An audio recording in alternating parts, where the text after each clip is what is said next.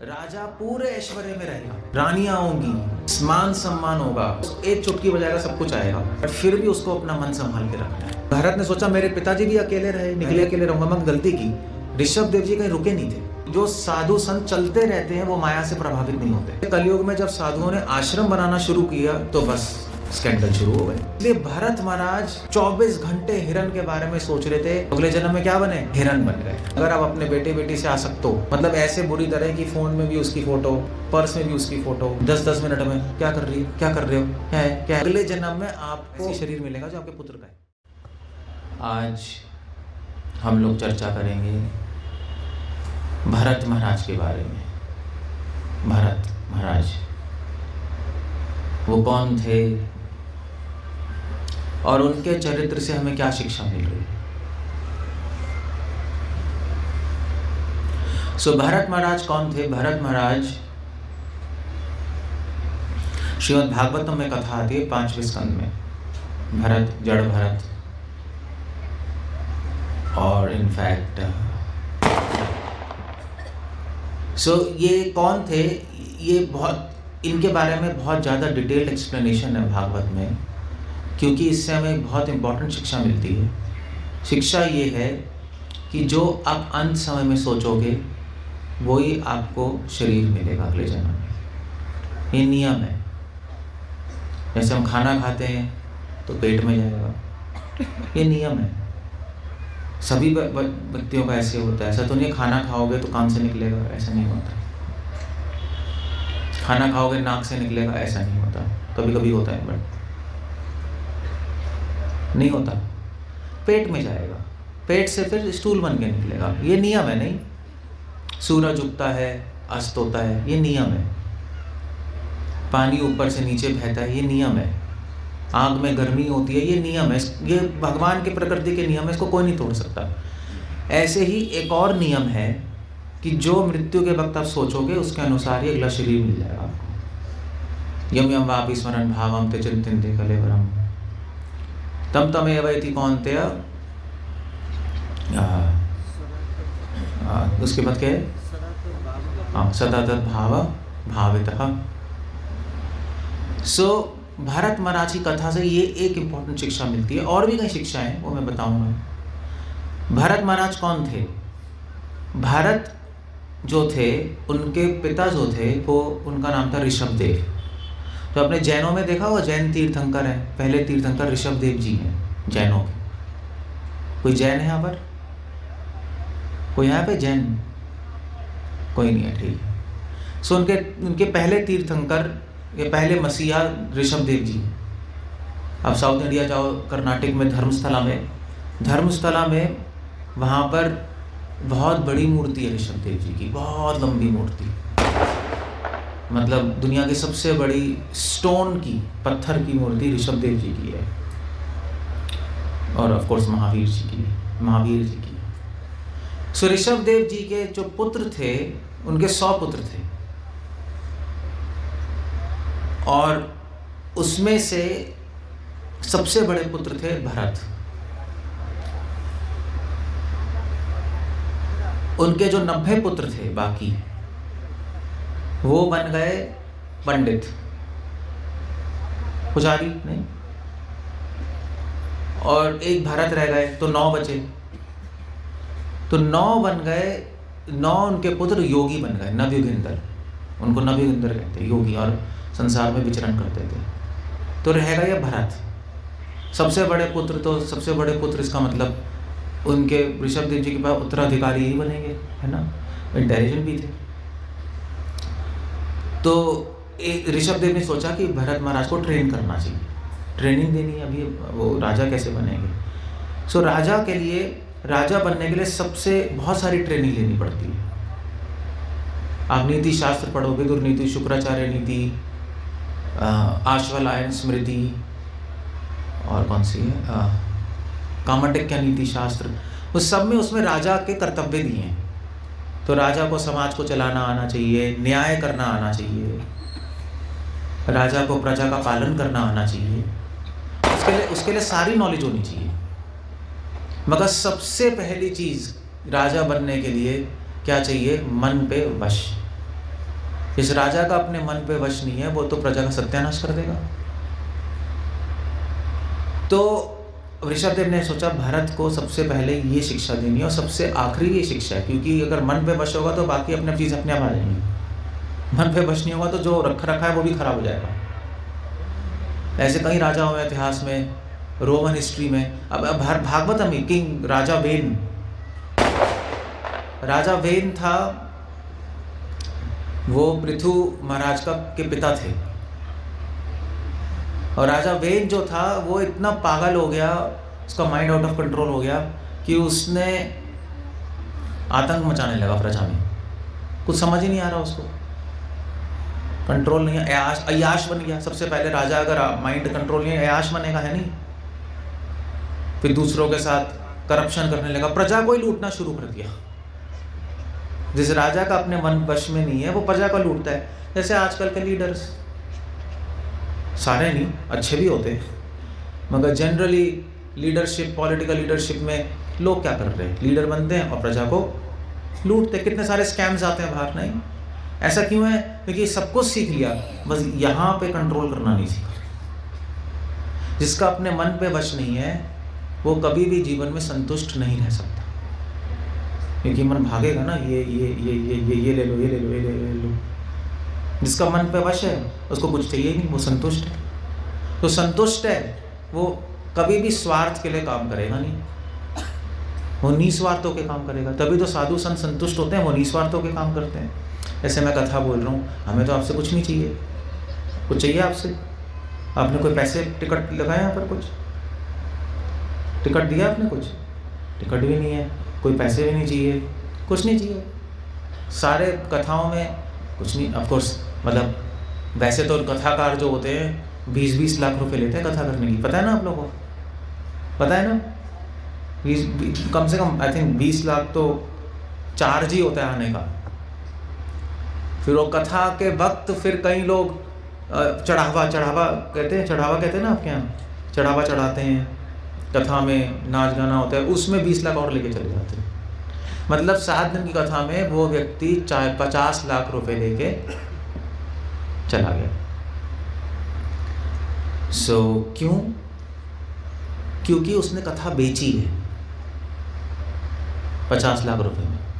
और शास्त्रों में लिखा है जो कथा को बेचता है वो भी नरक जाएगा और सुनने वाले भी नरक जाएंगे। इसलिए ऐसे लोगों से कथा सुननी भी नहीं चाहिए, चाहे कथा ठीक भी है फिर भी नहीं सुननी चाहिए। क्योंकि एक बार, चलो तो थोड़ा इधर जा रहा हूँ, बट एक कहानी है कि एक बार महाप्रभु वल्लभाचार्य गोवर्धन परिक्रमा कर रहे थे। तो परिक्रमा करते वक्त एक सांप देखा उन्होंने, सांप को चींटियां खा रही थी। तो महाप्रभु वल्लभाचार्य ने कहा देख रहे हो तुम? तो शिष्यों ने कहा देख रहे हैं। तो महाप्रभु ने कहा ये पता है कौन था, ये सांप कौन था पिछले जन्म में? ये गुरु था, कथा करता था, भागवत कथा, और उसके लिए पैसे लेता था। और चींटियां कौन है? चींटियां वो है जो उसकी कथा सुनने आती थी और अब इसको खा रही है। ये कर्मों के नियम है, समझे? So anyway, besides this story, मैं ये बता रहा था कि जो अगर मन पे वश नहीं है तो आप संतुष्ट नहीं हो, ये बता रहा था मैं। और असंतुष्ट व्यक्ति दूसरों को लूटेगा, स्वार्थ का काम करेगा, चाहे वो राजा हो, चाहे संत हो, चाहे फकीर हो, कुछ भी हो। इसलिए राजा का सबसे पहला और सबसे आखिरी शिक्षा है मन पे वश करना।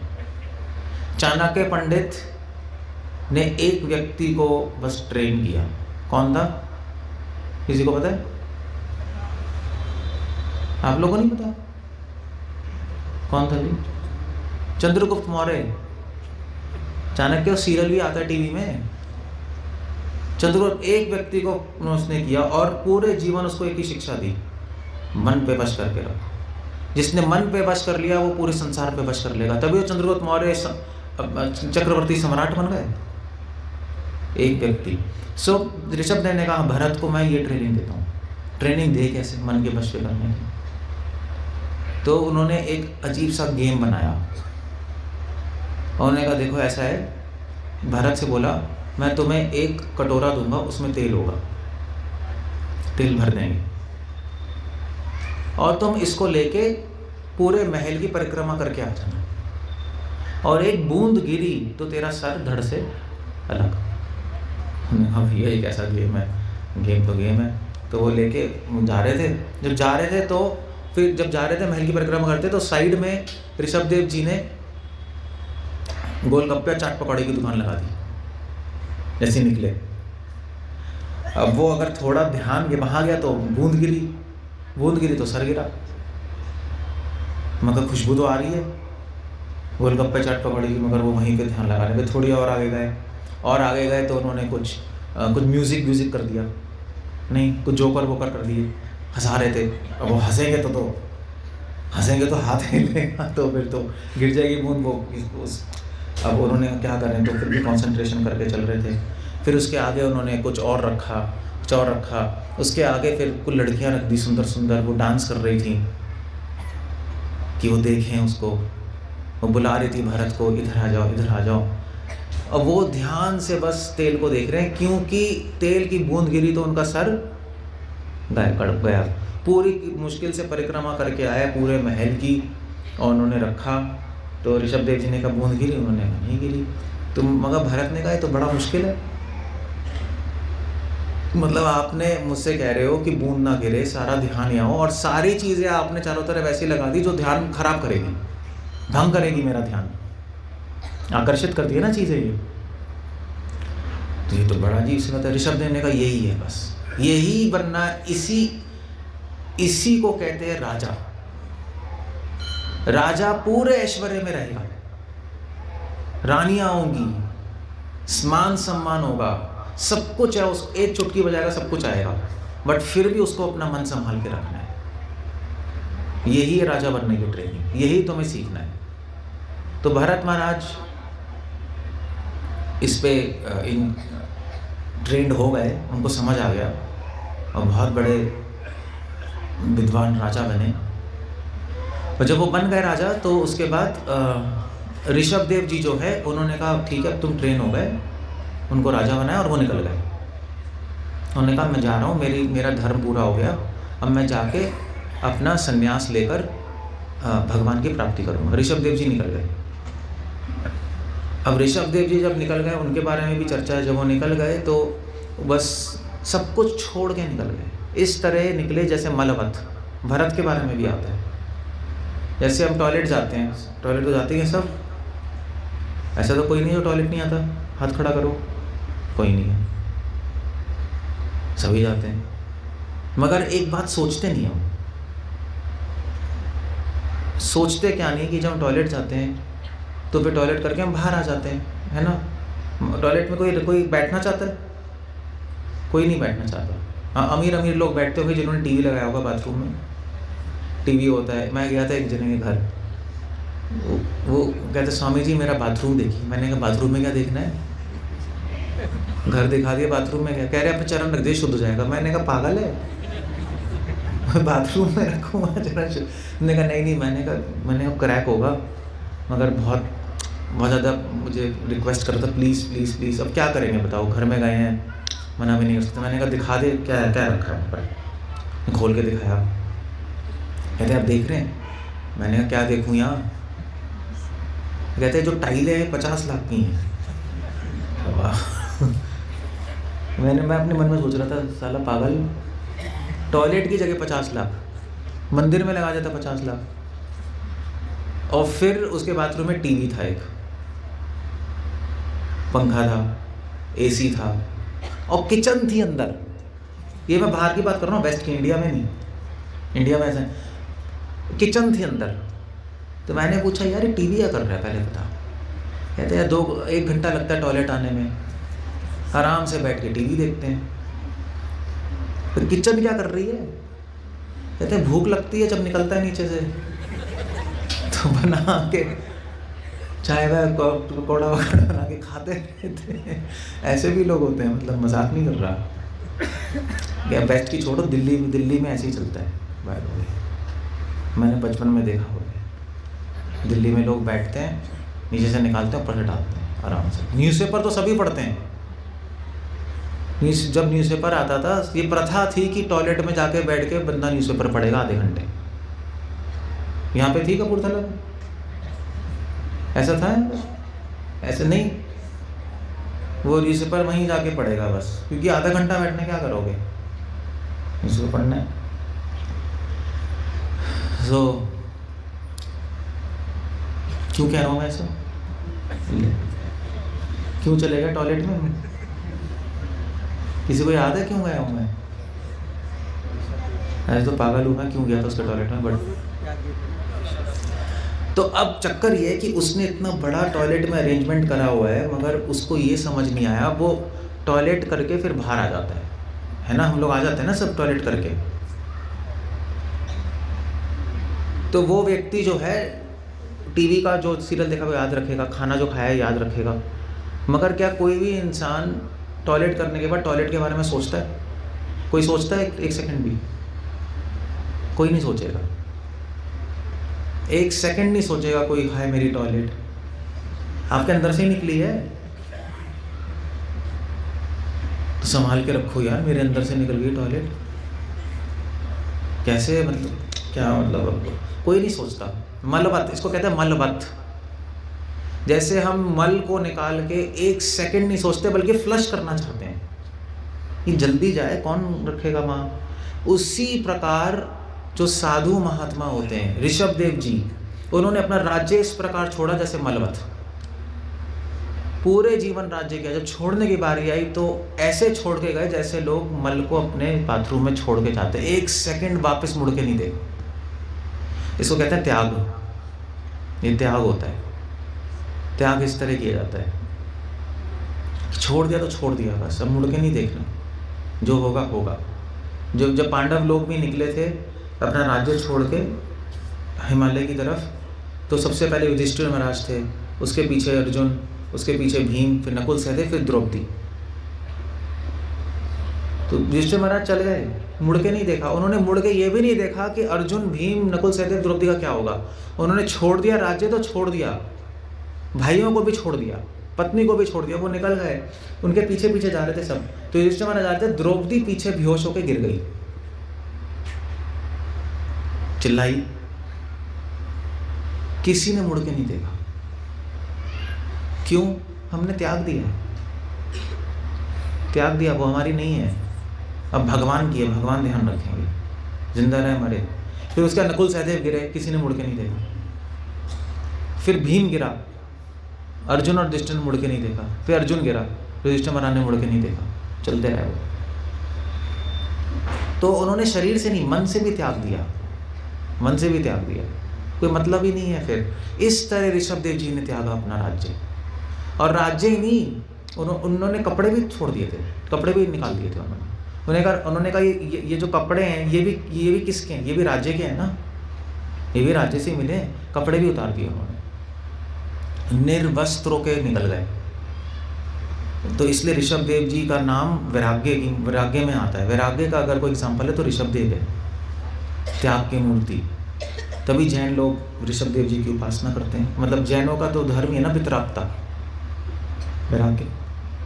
तभी जैन में भी तो नहीं तो आपके दिगंबर श्वेतंबर सुना है, जो बिना वस्त्र के चलते हैं, और ऋषभ देव जी के ही अनुयायी है। सैनी वे तो वो चले गए।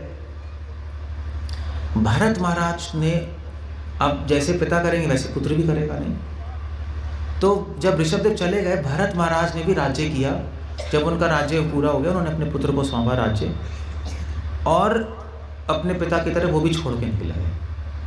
भाई जो पिता करेंगे वही सीखेंगे ना हम लोग, है नहीं? जैसे ये था, वो एक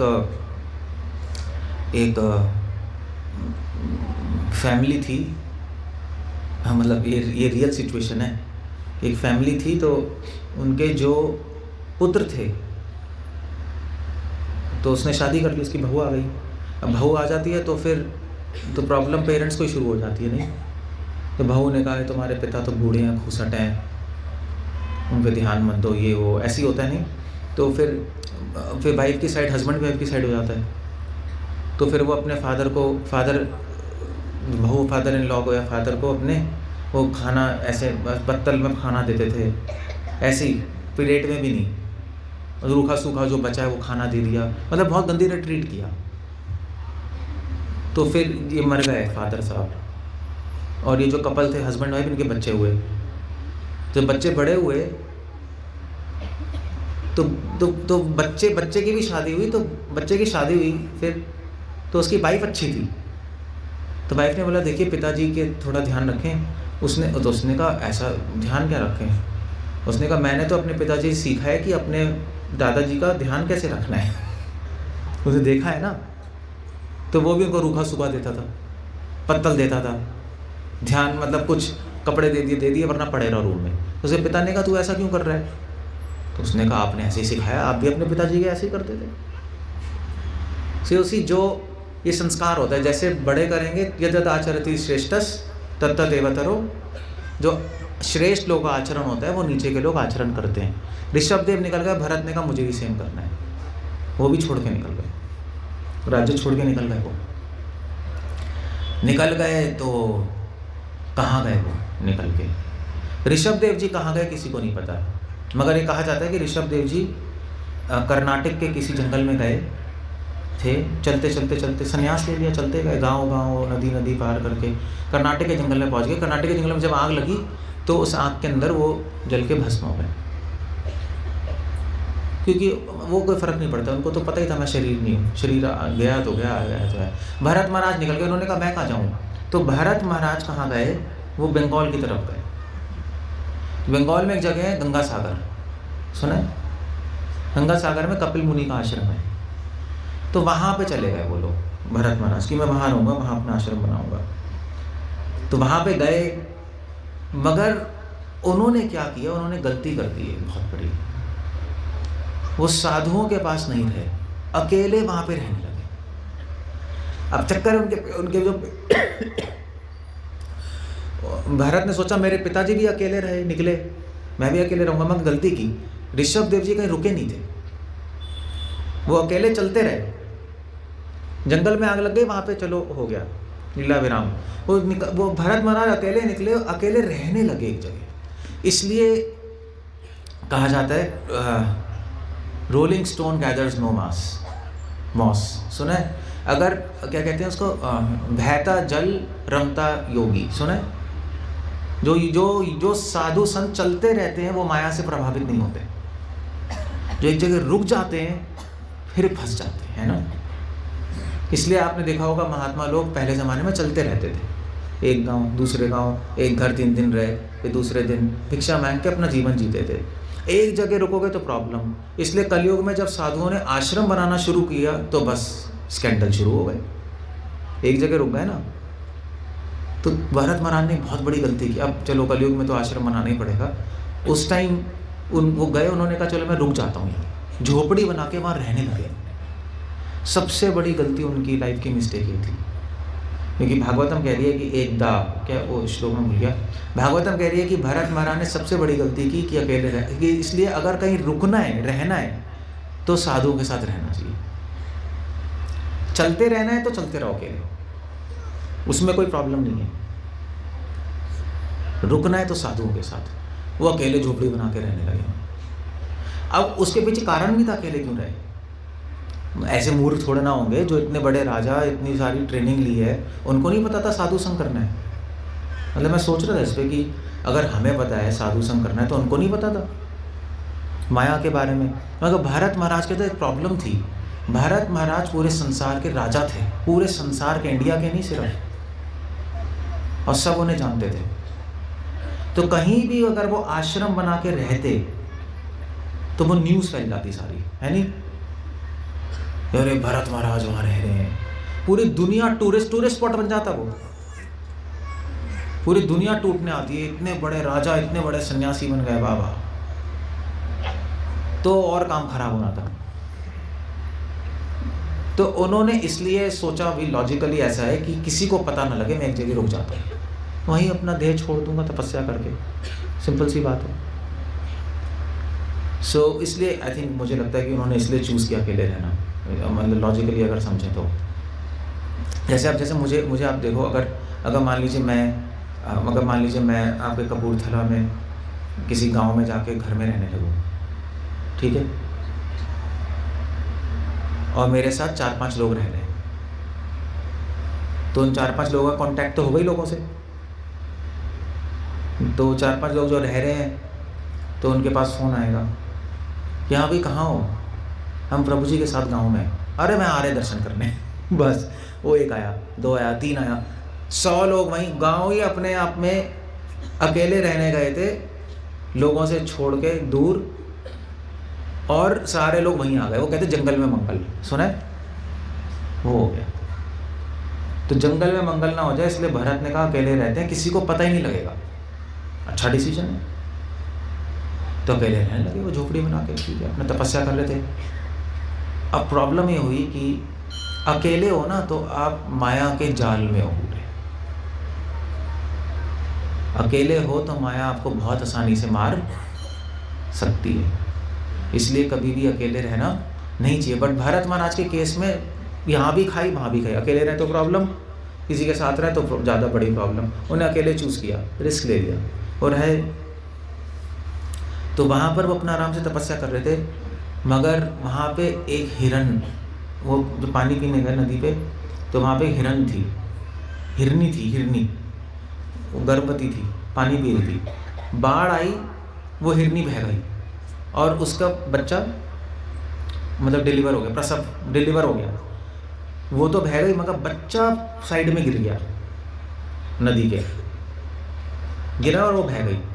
तो ये भरत महाराज आए, उन्होंने कहा अरे छोटा बच्चा, उसको लेके अपने आश्रम, अब ऐसे तो पड़ा नहीं रहने देते ना, मर जाएगा। छोटे बच्चे को लेके आए, आफ्टर ऑल साधु हैं, साधु में दया होनी चाहिए, है नहीं? तो उन्होंने दया दिखाई, बच्चे को लेके आए। अच्छा है, उसको बचाया, उसको नहीं, छोटा बच्चा है, ठंड से मर जाएगा, उसको ध्यान रखा, थोड़ा सा खिलाया पिलाया, अपने आश्रम में थोड़े दिन रखा, थोड़ा बड़ा हुआ। अब उन्होंने दूसरी मिस्टेक की। पहली मिस्टेक क्या थी उनकी? पहली मिस्टेक क्या थी? अकेले रहना। उनको क्या करना चाहिए था? उनको रुकना नहीं चाहिए था, उनको चलते रहना चाहिए था अपने पिता की तरह, बस भ्रमण करते रहते तो बच जाते, अकेले रह गए। दूसरी मिस्टेक ये की उन्होंने कि उस बच्चे को अपने आश्रम में रख लिया, हिरन के बच्चे को। अब वो थोड़ा सही हो गया तो छोड़ देते, मगर भरत ने सोचा अब साधु है ना, साधु में दया होती है, इस छोटे बच्चे को छोड़ दूंगा जंगल में, शेर खा जाएगा। छोटा बच्चा, मम्मी तो है नहीं प्रोटेक्ट करने के लिए, शेर खा जाएगा, जंगली सुअर खा जाएंगे, हाथी पीस देंगे उसको। तो मैं साधु, मेरा कर्तव्य है इस पे दया करना। ये दूसरी मिस्टेक। साधु का काम है दया करना, मगर दया करते वक्त भी बुद्धि लगानी चाहिए, वरना फंस जाओगे। इसलिए शिक्षा मिलती है, दूसरी शिक्षा मिलती है। पहली शिक्षा मिलती है अकेले मत रहो, मैंने कहा था ना बहुत सारी शिक्षाएं। दूसरी शिक्षा है कि अगर आप में कोई अच्छा गुण है तो अच्छे गुण को भी बुद्धि से संसार में लगाओ, वरना फंस जाओगे। अच्छा गुण ही आपको फंसा देगा। अच्छाई इस संसार में मूर्खता मानी जाती है, समझे? ऐसे ही है ना, आप सच्चाई से चलोगे लोग कहेंगे मूर्ख है, काम निकालना नहीं आता। ऐसे ही है ना, आप दीन बनोगे तो लूटेंगे आपको। इसलिए हमें सबसे ज़्यादा लूटते हैं साधुओं को। जब भी हम किसी दुकान पे जाते हैं ना, कहते हैं साधु महाराज जी आइए, हमें पता लग गया है ये बस लूटेगा हमें, क्योंकि उसको पता है कि इनको दुनियादारी तो पता नहीं है। उनको लोगों को कैसे लगता है ना, तो ठीक है आप ही की दुकान है, पहला शब्द ये होता है। ऐसे ही होता है, मजाक नहीं कर रहा। आपके लिए तो हम इतना कर रहे हैं, आप तो साधु संत हैं, औरों के लिए तो हम इतना नहीं करते। आप दीन बनोगे तो लूटेंगे। इस संसार में अच्छाई की मूल्यता है नहीं। आप किसी को रोड पे पड़ा है एक्सीडेंट से, आप उसकी मदद करोगे, हो सकता है आप लूट ही ले आपको, हो सकता है गैंग खड़ा हो। ऐसे ही है ना, आपने गाड़ी तो रोकी, पता लगा चक्कू लेके आ गए भैया चलो। या कोई लड़की रात को लिफ्ट मांग रही है, कोई रोकेगा? रात को 2 बजे अगर कोई लड़की है लिफ्ट मांगेगी, आप अपनी गाड़ी में जा रहे हो, अकेला सन्नाटा है, रोकोगे? यहाँ या ना, मोस्टली नहीं रोकेंगे भैया। अकेले लड़की 2:30 बजे रात को क्या कर रही है, पहले बात यहाँ सुनसान रोड पे, लिख तो कुछ गड़बड़ है भैया, गुंडे गुंडे होंगे, सीधा निकल जाओगे।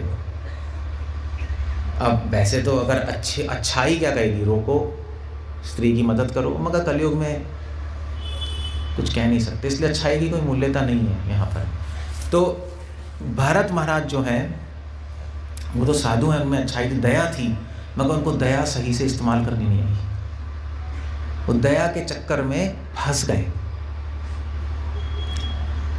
तो कभी कभी पाप भी फंसाता है, बुराई फंसाती है, अच्छाई भी फंसा देती है, समझे?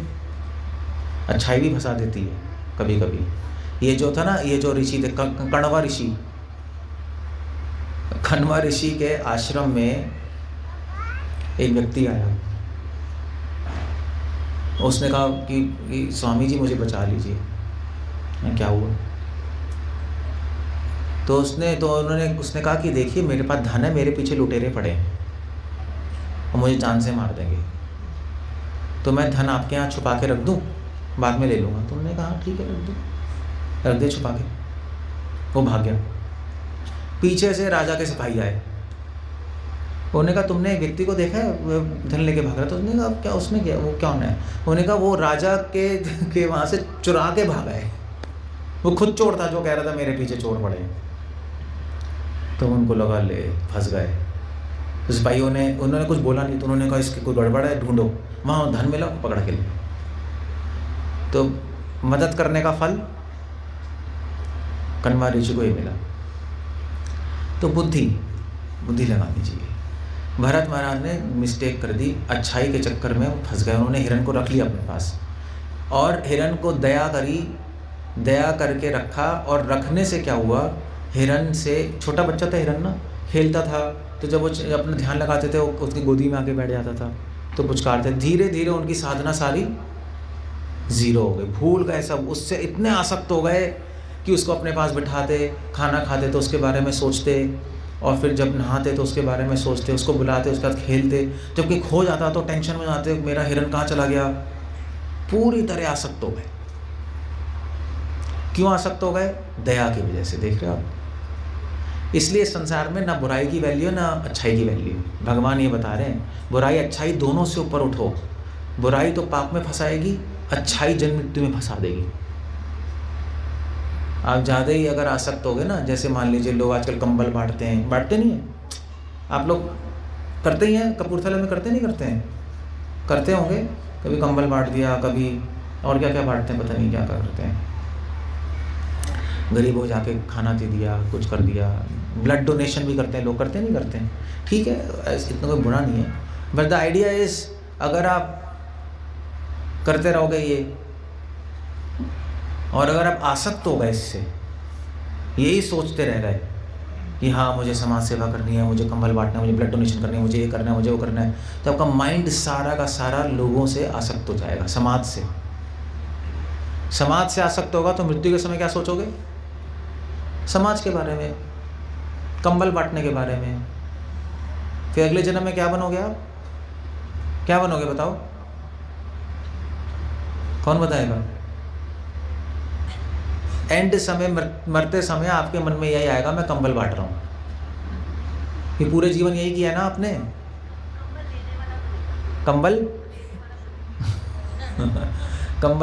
कंबल की दुकान खुल जाएगी उसकी अगले जन्म में, कंबल का बिजनेस होगा उसका, क्योंकि वही सोचता है, वो उसी से आसक्त हो गया। इसलिए भरत महाराज 24 घंटे हिरण के बारे में सोच रहे थे।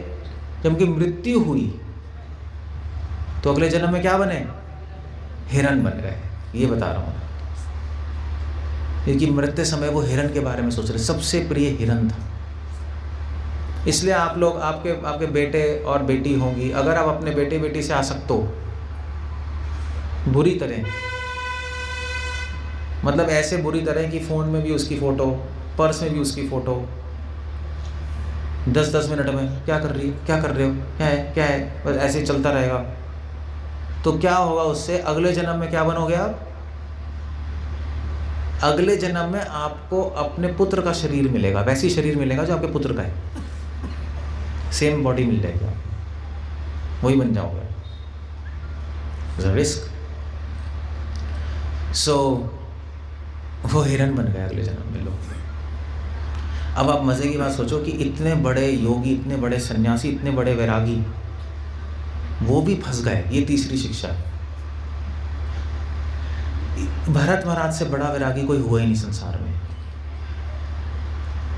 जिसने अपने राज्य को मलवत की तरह छोड़ा। नहीं, मतलब पूरे संसार के राज्य को छोड़ना बच्चों की बात थोड़ी ना है। घर नहीं छोड़ा जाता। एक घटिया सा घर कपूरथला में वो नहीं छोड़ सकते आप। वो पूरे संसार के राजा और यूं छोड़ के गए, सोचा भी नहीं, वो फंस गए। तो आप सोचो हम कौन से खेत की मूली हैं? हम कुछ भी नहीं है। माया बहुत बलवान है, ऐसे व्यक्ति को फंसा सकती है जिसके बारे में सोच भी नहीं सकते जो फंस सकता है। तो हम तो कुछ है ही नहीं। एक्चुअली माया की लिस्ट में हम है ही नहीं, हम है ही नहीं। क्योंकि एक कहावत है, पता है, कुछ शायरी है एक, वो क्या है, आपने सुनी होगी, गिरते हैं शह सवारी जंग में, वो तुफ्र क्या गिरेंगे जो घुटनों के बल चलते हैं। समझ रहे हो आप लोग? जो जंग में घोड़े पे चलते हैं वो गिरते हैं। जो पहले ही घुटनों पे चल रहा है, जिसके पैर टूटे हुए हैं, घुटनों पे चल रहा है जंग में, वो क्या गिरेगा? वो तो पहले गिरा हुआ है। सो ऐसे माया को चिंता नहीं है हम लोगों से, क्योंकि हम पहले ही गड्ढे में हैं, पहले इतने आ सकते हैं। माया की लिस्ट में भरत थे, क्योंकि भरत ने सब कुछ छोड़ दिया, केवल भगवान। ऐसे व्यक्ति से माया डरती है, क्योंकि अगर वो भगवान की तरफ चलता रहे, इतना पावरफुल बन जाएगा कि करोड़ों लोगों को भगवान तक ले जाएगा। अब माया अपने राज्य से थोड़ी ना किसी को निकलने देगी। तो अगर भारत को ख़त्म कर देंगे तो करोड़ों लोग ख़त्म हो गए, क्योंकि वो एक बंदा निकल के ले जाएगा सबको। सो माया ने फंसा लिया, उनको फंसा लिया। अब वो भरत महाराज सोच भी नहीं सकते थे मैं ऐसे हिरन के चक्कर में फंस जाऊँगा, फंस गए वो। ही गॉट या ही वॉज। तो तीसरी शिक्षा मिलती है, कभी भी, तभी तो मैंने कहा था कि उन्होंने सबसे बड़ी मिस्टेक की, अकेले रह गए। अगर कोई होता ना उनके साथ आश्रम में तो बोल देता है, ठीक है भैया हिरन को छोड़ दो, एडवाइस दे देता है ना कुछ कि अब ज़्यादा आसक्त हो रहे हो, छोड़ दो, या हमें दे दो हिरन, हम ध्यान रख लेंगे। इनकी साधना चलती रहती, ये फंस गए वहाँ। सो हिरन बन गए अगले जीवन। सारी भक्ति, इतना सब कुछ करने के बाद भी फेल हो गए। इसलिए बहुत केयरफुल रहना पड़ता है। इस भरत महाराज की स्टोरी का यही आदेश संदेश है, केयरफुल रहो। भक्ति कर रहे हो तो ध्यान से करो, वरना पैर कट जाएगा। क्योंकि भक्ति का रास्ता तलवार के समान है, तलवार पर चलने के समान है। थोड़ा ध्यान उधर उधर दिया, पैर कट जाएगा। भरत महाराज ने परिक्रमा की, थोड़ा ध्यान इधर उधर होता, तेल गिर जाता, गला कटना था। सो वो ध्यान कैसे देंगे? अकेले रहोगे तो ध्यान भंग होगा, साथ में रहोगे तो ध्यान लग जाएगा, है नहीं? ऐसे अभी आप सब बैठे हो, आपका ध्यान लगा हुआ है, सबका लगा हुआ है, कहीं भाग रहा है इधर उधर? कि माता जी आपको अपना गैस याद आ रही है, किचन की बर्तन याद आ रहे हैं? मैं इसलिए पूछ रहा हूँ, सबसे ज़्यादा आसक्त बर्तनों से होती है ना अपने औरतें। एक बर्तन खो जाए तो पूरा घर आसमान में, मेरा कुकर खो गया भैया, आवाज़ें आ रही हैं पास के मोहल्ले तक। होता है, ऐसा होता है, मजाक नहीं कर रहा। कुछ याद नहीं आ रहा आपको? अभी तो कथा सुन रहे हो ना, याद नहीं आ रहा आपको, क्योंकि सब लोग हैं। अब जो मेल्स हैं उनको कुछ याद नहीं आ रहा, अपनी शॉप, अपने क्लाइंट्स, कुछ याद नहीं आ रहा होगा, है ना? अभी अकेले बैठे हुए तो आता जाता रहेगा। सो भरत अकेले बैठे थे, 1000 थॉट्स घूम रहे हैं, हिरन विरन पता नहीं क्या क्या आ गया, हिरन बन गए लोग। सो हिरन बन गए अगले जीवन में। तो ये दूसरा जन्म हुआ उनका, हिरन का। अब हिरन बन गए, मगर मज़े की बात ये थी, भरत ने भगवान से प्रार्थना की थी मरते हुए। प्रार्थना, उनको पता लग गया था मैं आसक्त हो चुका हूँ हिरन से और मैं गया काम से। उनको समझ आ रहा था, उनको बेवकूफ़ तो है नहीं वो, मगर निकल नहीं पा रहे थे वहाँ से। कभी कभी हमें समझ आता है हम फंस गए मगर निकल नहीं पाते। होता है नहीं होता है? कैसे ही कह रहा हूँ, नहीं कह रहा हूँ, ऐसा होता है। आप सबके साथ ऐसा है, शादी करके फंस गए मगर निकल नहीं पा रहे, ऐसे ही है ना? यार तो फंस गए मगर यू टर्न है ही नहीं, अब तो आगे ही जाना है। तो कोई सिचुएशंस ऐसी होती हैं कि आप फंसे होते हो, निकल नहीं सकते। आपको पता है फंस रहे हो मगर फिर भी निकल नहीं सकते आप। भरत महाराज को पता था मैं फंस गया हूँ, कोई रास्ता नहीं था, आसक्त हो चुके थे। आसक्ति कैसे हटाएंगे, एक दिन में मृत्यु आ गई। तो उन्होंने प्रार्थना की, भगवान मुझे पिछले जन्म का याद रहे, क्योंकि जानवर योनि में याद तो रहेगा नहीं, मगर मुझे भक्ति याद रहे, मुझे कि इससे दोबारा ही मिस्टेक ना करूं, ये प्रार्थना की। तो हिरण के जन्म में उनको याद था कि पिछले जन्म में भरत थे, आसक्त हो गए आश्रम में, तो हिरण की योनि में उन्होंने सोचा अब ये सेम मिस्टेक नहीं करूंगा। हिरण बन के वो साधुओं के आश्रम के पास जाके रहते थे, अकेले नहीं रहे। उन्होंने कहा हिरण की योनि में भी अकेले रहूंगा तब प्रॉब्लम। उस आश्रम, साधुओं का आश्रम था, कपिल वहीं पैदा हुए, कपिल मुनि के आश्रम के पास, हिरण की तरह। तो साधुओं का आश्रम था, वहाँ चले गए, वहाँ साधुओं का झूठा खाते थे, वहीं कीर्तन सुनते रहते थे हिरण की योनि में। उनको याद भी था मैं मनुष्य हूँ, तो समझ भी आता था, जब कथा होती थी साधु करते थे, वहीं बैठ के सुनते थे, सब याद ही था उनको सब कुछ। तो उन्होंने हिरण की योनि में भक्ति की, प्रसाद लिया, कथा सुनी, कीर्तन तो अपने मन में भगवान का स्मरण करते रहे, है ना। सो अब उनका भी मरने का टाइम आ गया, हिरण का। तो अब मरने का टाइम आया, तो हिरण ने फिर भगवान से प्रार्थना की, हिरण की योनि में उन्होंने, कि अब मुझे ऐसा अगला जन्म मिले जिसमें मैं माया में फंसूं नहीं, भगवान ये कृपा कर दीजिए। तो मर गए, ये तीसरा जन्म हुआ। फिर उनका मनुष्य जन्म हुआ, और एक गांव में हुआ। उस गांव में उनके चाचा थे, ताऊ थे, जो मतलब जॉइंट फैमिली थी। उनके पिता मर गए थे, तो उनके चाचा ताऊ ने उनको पाला था। तो ऑफ कोर्स तो उनके चाचा ताऊ के भी बच्चे होंगे, मतलब कजन्स भाई, तो सबको स्कूल भेजते थे, पढ़ते नहीं थे, क्योंकि उनको पिछले जन्म का याद था। उन्होंने कहा इस जन्म में मैं कुछ भी नहीं करूंगा, कुछ भी करूंगा फंसूंगा। तो पढ़ने भेजते थे, पढ़ते नहीं थे। खेत में भेजते थे, खेत की रखवाली करनी, खेत की रखवाली नहीं करते थे, बस पढ़े रहते थे। तो लोगों को लगा ये क्रैक है, नहीं, आदमी पढ़ा हुआ है, ना बोल रहा है, ना खा रहा है, ना ध्यान दे रहा है, ना पढ़ रहा है। उन्होंने कहा इसका मेंटल प्रॉब्लम है। नहीं, ऐसी है ना, पढ़ा रहे, मगर मेंटल प्रॉब्लम नहीं थी, उनको पिछले 2 जन्म याद है।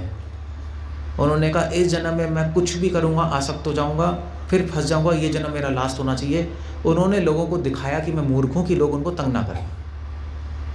तो उसके फलस्वरूप क्या हुआ, उनके चाचा ताऊ, उनके भाइयों ने उनको घर से बाहर निकाल दिया। तंग आ गए, ना माता ना पिता, चाचा ताऊ कब तक पालेंगे पागल आदमी को। मैंने कहा निकल जा बाहर, धक्के देके निकाल दिए। ये बड़े खुश, चलो भाई आखिरी झंझट भी खत्म। तो अब इन्होंने सोचा कि भैया भरत महाराज के टाइम तो मैंने आश्रम एक जगह रुक गया, अब रुकूंगा नहीं मैं कहीं, अब चलता रहूँगा बस जब तक ये शरीर गिर ना जाए। और वो घर से निकले, चले, कपड़े भी उतार दिए उन्होंने, कपड़े से भी उन्होंने कहा आसक्ति हो जाएगी, निकालो भैया इसको, कपड़े भी निकाल दिए। इतना ज़्यादा भगवान से उनको प्राप्त करने की इच्छा थी, कपड़े भी उन्होंने, कपड़े से भी आसक्ति, निकालो इसको। तो ठंड में क्या होगा, ठंड में क्या होगा, मर जाएंगे, शरीर छूट जाएगा, शरीर छूट जाएगा, मुक्ति मिल जाएगी, ज़्यादा अच्छा है। शरीर, भरत महाराज ने यही बोला, जड़ भरत, वो भरत तब निकले तो उनका नाम पड़ गया जड़ भरत।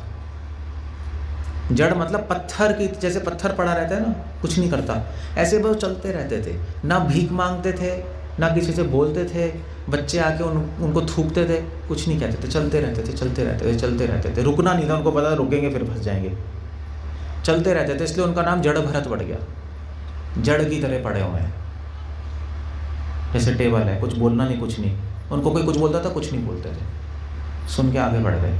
तो चलते चलते चलते चलते बीच में एक राजा आया, मतलब जा रहे थे अपना साइड में, तो एक राजा अपनी पालकी में जा रहा था, उसका नाम था रघुगन, पालकी में। तो उसके पहले पालकी में जाते थे नहीं ये लोग, तो पालकी चार जने उठाते थे, पता है ना आपको, देखा है, 4 जने उठा के बड़े तगड़े तगड़े जा रहे थे। तो राजा जा रहा था, तो उसने इसको देखा, जड़ भरत को जा रहा था। अब जड़ भरत काफ़ी यंग थे, 18-19 साल के, लंबे चौड़े। तो राजा ने कहा इसको बुला लो, ये उठाएगा मेरी पालकी। अब राजा है, राजा तो कुछ भी कर सकता है। तो सिपाहियों ने कहा तू इधर आ। उनको लगा पागल है, अब नंगा घूम रहा है आदमी। राजा ने कहा इसको बुलाओ, चलो पागल आदमी। पालकी तो उठाए, तो पालकी, उन्होंने कहा पालकी उठाओ। जड़ भरत कुछ बोलना ही नहीं, उन्होंने कहा ठीक है, कुछ ना ठीक ना नहीं, वो आके उठाने लगे। तो पालकी हिलने लगी राजा की। उन्होंने कहा भाई कौन हिला रहा है? तो सारे उन्होंने कहा भाई ये हिला रहा है, ये जो नया नंगा आदमी आया है, आपने रख लिया इसको पागल को, हम पहले ही कह रहे थे इसको मत रखो। राजा ने कहा डांटा क्यों हिला रहा है तू पागल सा? फिर दोबारा चलने लगे, दोबारा हिल रही पालकी। तो राजा गुस्सा है, राजा उतरा, राजा ने कहा तेरा गला काट दूंगा, तू क्यों हिल रहा है? तब जड़ भरत ने कहा कि नीचे चींटियां हैं, चींटियों को बचाने के लिए मैं इधर उधर जा रहा हूँ। तो राजा ने कहा तू पागल है, चींटियों को बचाने के लिए तू मुझे तंग कर रहा है, मैं इस पूरे प्रजा का राजा हूँ। राजा ने कहा तलवार लेके आओ। न लाए, उनको मारने वाले थे। तो राजा ने पूछा उससे, जड़ भरत से कुछ क्वेश्चंस किए।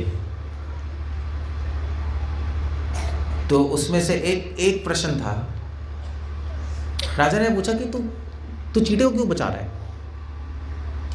प्रॉब्लम क्या है, और तू नंगा क्यों घूम रहा है, पॉइंट क्या है, ये तू पागल है? ये उसको लगा तू पागल है।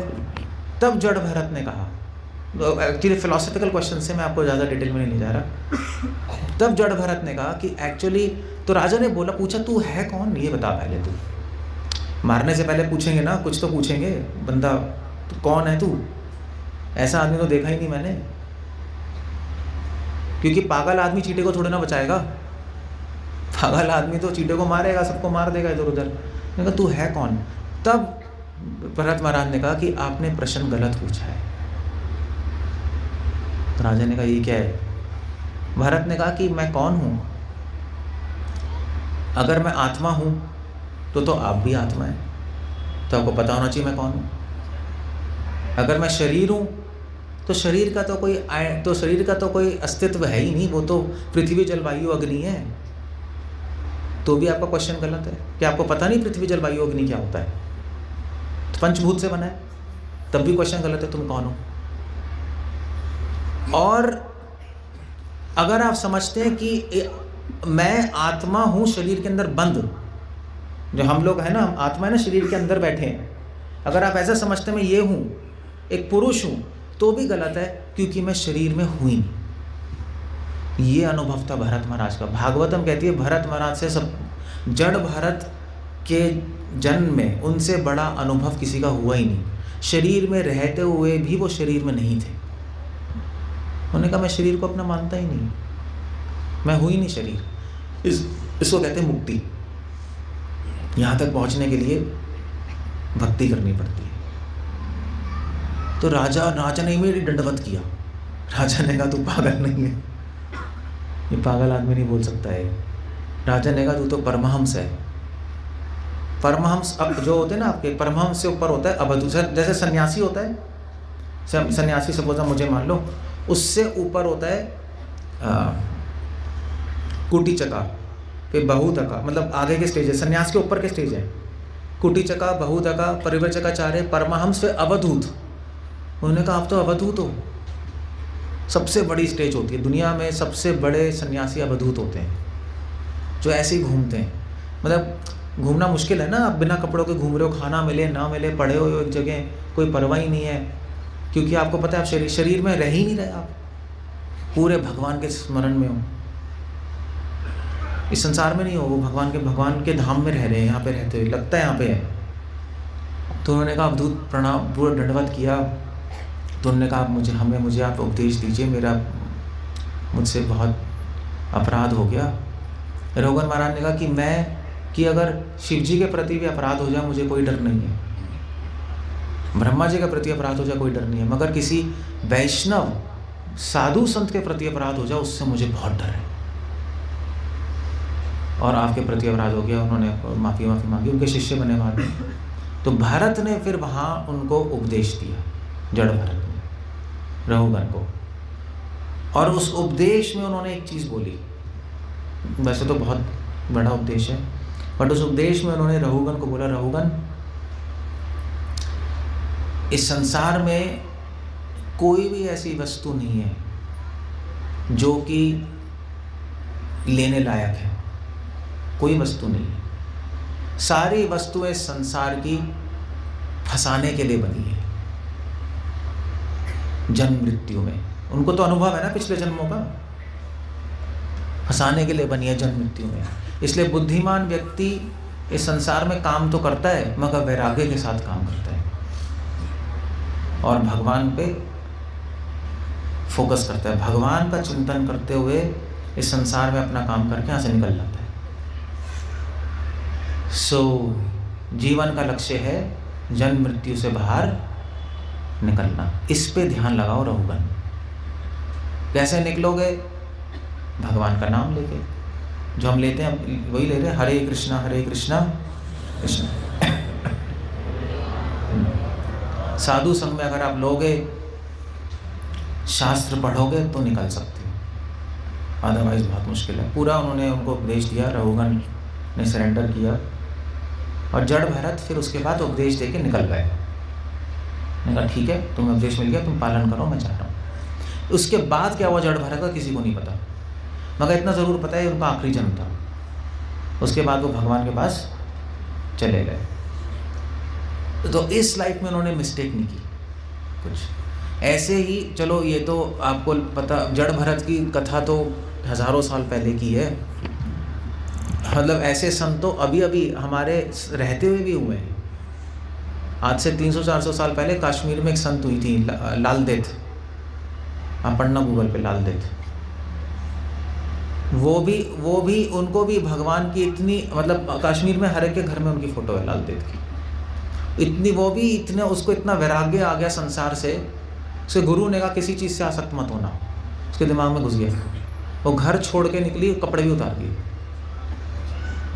वो नेकेड सेंट थी, वो स्त्री होके वो बिना वस्त्रों के घूमती थी। तो एक दिन वो घूमते घूमते, अब बेइज्जती तो घूमते घूमते अपने घर के सामने आ गई। तो उसके फादर इन लॉ, हस्बैंड, उन्होंने कहा भैया मरवा दिया इसने हमें, ये नंगी घूम रही है। अब वो तो संत है, उसको तो होश ही नहीं है। तो वो आया, उन्होंने उनके फादर इन लॉ, उनके हस्बैंड ने कहा तुझे इतनी लाश तो होनी चाहिए, हमारे घर के सामने क्यों घूम रही है उल्टा।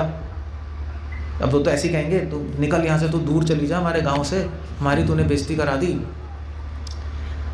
तो लाल देव ने कहा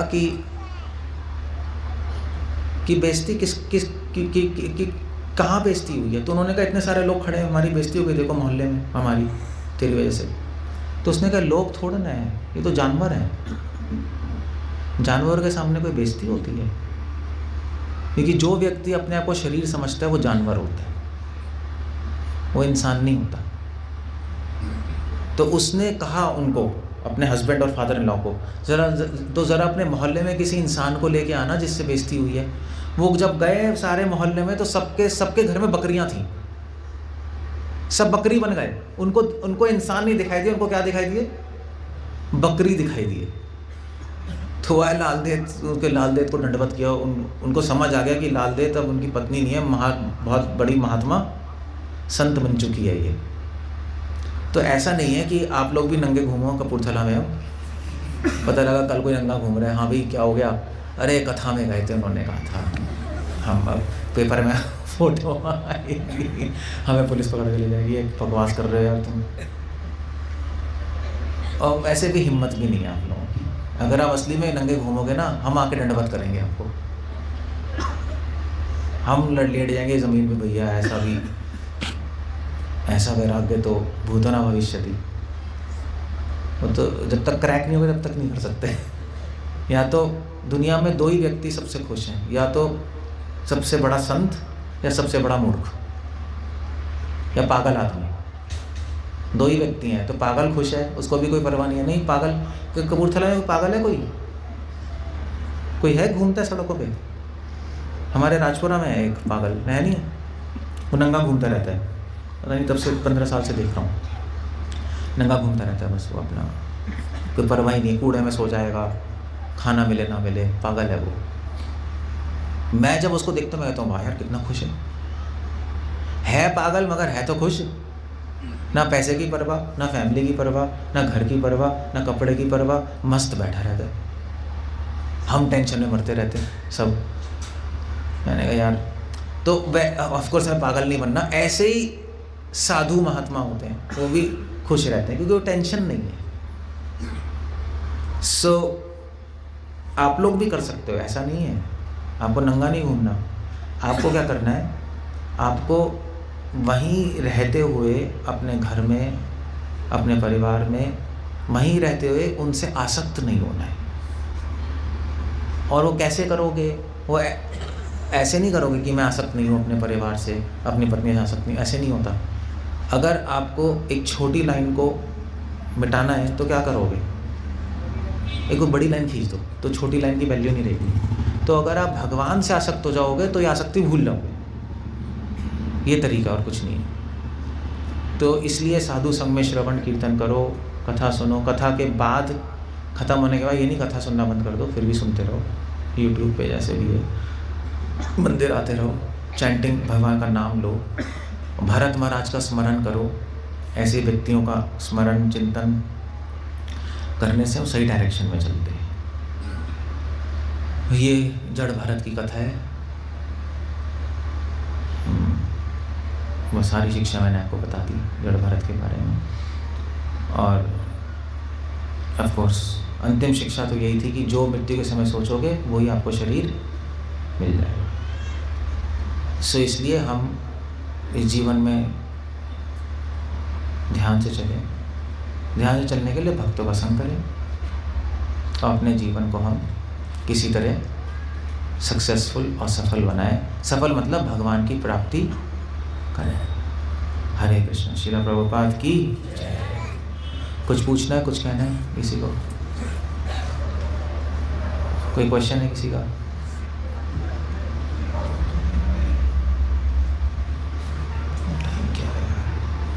कोई प्रश्न है किसी का? कुछ है क्या या नहीं है? मतलब नहीं है तो ठीक है, ऐसा कुछ नहीं है। खड़े हो जाइएगा आप जिन्होंने प्रश्न पूछना है।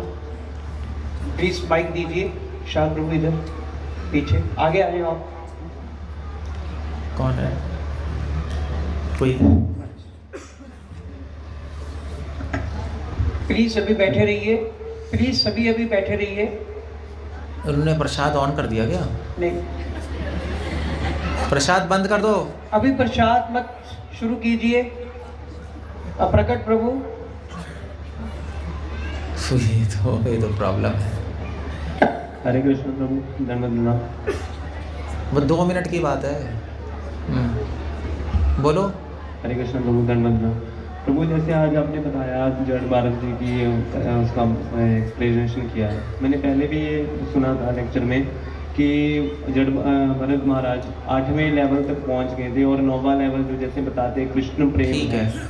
तो इस हिसाब से हम देखते हैं हम तो फिर कुछ भी चीज़ नहीं है जो साधना की प्रैक्टिस का एक प्रयास कर रहे हैं। नहीं हो तो मतलब लेवल्स होते हैं, तो ये 8वें लेवल पर मतलब 9वें लेवल पर वो कृष्ण प्रेम पर पहुंचने वाले थे, बट उसी टाइम माया ने कैसा वो किया। तो क्वेश्चन क्या है फिर? क्वेश्चन यही कि इसको और कैसे मतलब थोड़ा एक्सप्लेन किया जाए इसको। आपने एक्सप्लेन कर दिया, मैं क्यों करूं? थोड़ा नहीं, क्वेश्चन क्या है? आंसर तो आपने दे दिया। 8वें लेवल पे तो 9वें लेवल नहीं पहुंच पाए तो गिर गए। अब क्वेश्चन क्या है बताओ? लेवल्स कैसे पता लगा जाए कि हम कौन से लेवल पर पहुंच रहे हैं, कैसे? लेवल हमें पता नहीं लगाना।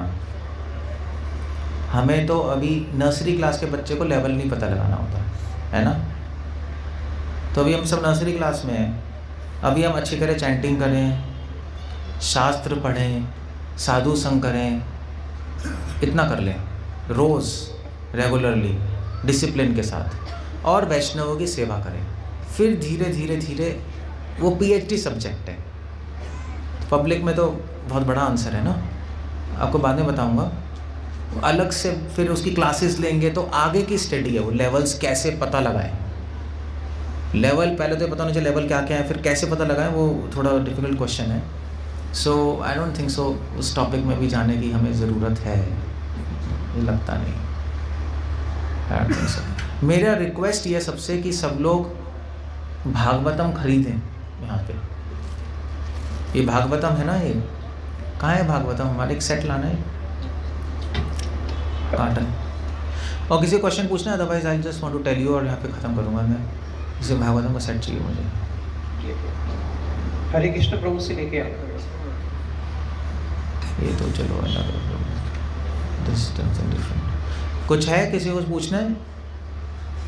क्वेश्चन ही नहीं किसी का। ठीक है भाई, 1 सेकंड में बैठे रहो, नहीं पूछना तो देखते रहो मुझे। कुछ एक just I will tell you something. हाँ, कल कथा सुनाई थी। माइक देना। हाँ, ये माइक आ गया आपके पास। कल आपने ध्रुव भगवान महाराज जी की कथा सुनाई थी, तो उसमें जो कथा है, तो जो भगवान ने जब उनको आशीर्वाद दिया, तो जो ध्रुव तारा है वो वही ध्रुव भगवान ही है। भगवान नहीं, ध्रुव भक्त हैं। ध्रुव भक्त, सॉरी। हाँ, ध्रुव तारे पे ध्रुव महाराज ही रहते हैं।